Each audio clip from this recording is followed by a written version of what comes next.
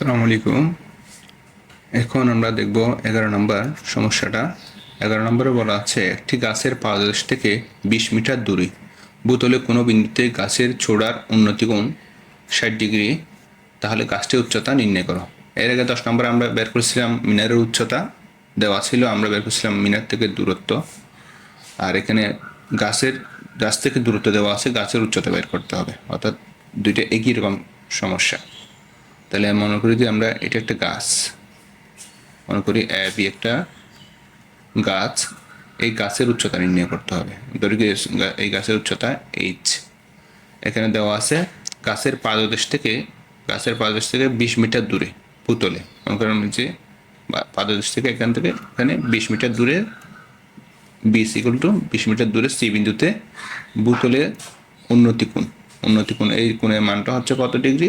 60 degree. তাহলে এখন আমাদের গাছের উচ্চতা এবি নির্ণয় করতে হবে।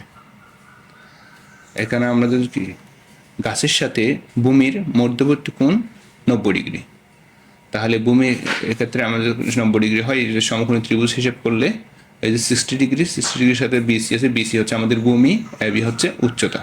সবসময় কোণের বিপরীত বাহু লম্ব হবে, কোণের সন্নিহিত বাহু হবে ভূমি। তাহলে লম্বের সাথে ভূমির সম্পর্ক আমরা জানি tan θ, তাহলে tan θ দিয়ে আমরা সমস্যাটা সমাধান করতে পারবো। এখন আমাদের দেওয়া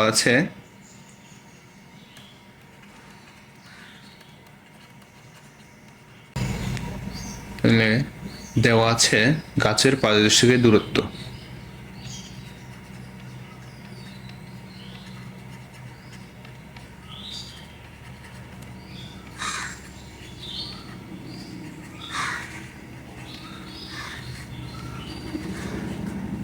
দূরত্ব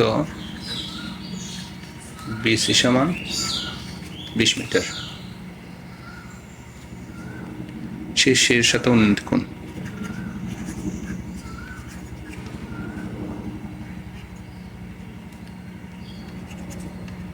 সাথে উন্নতি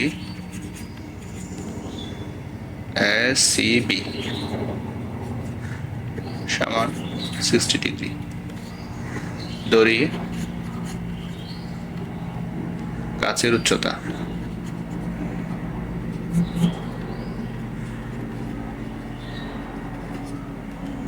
উচ্চতা এবি সমান এইচ। এখন আমরা লিখতে পারি tan θ সমান, আমরা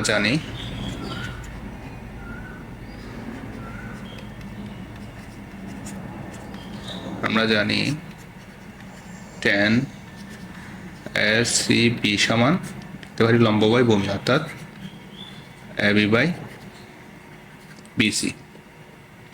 তাহলে tan এসিবি এর মান হচ্ছে 60 ডিগ্রি, এবি এর মান হচ্ছে এইচ, বিসি এর মান 20, বা tan 60 এর মান হচ্ছে √3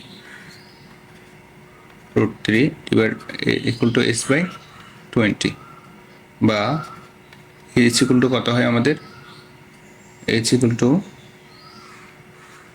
20 ইন্টু √3, অর্থাৎ 20 ইন্টু √3 মান যদি আমরা হিসেব করি 1.73205008, এভাবে হিসেব করলে গুণ করলে আমরা পাবো কত পাচ্ছি? 34.64। তাহলে আমাদের যে গাছের উচ্চতা আমরা পেয়ে যাচ্ছি, গাছের উচ্চতা, সুতরাং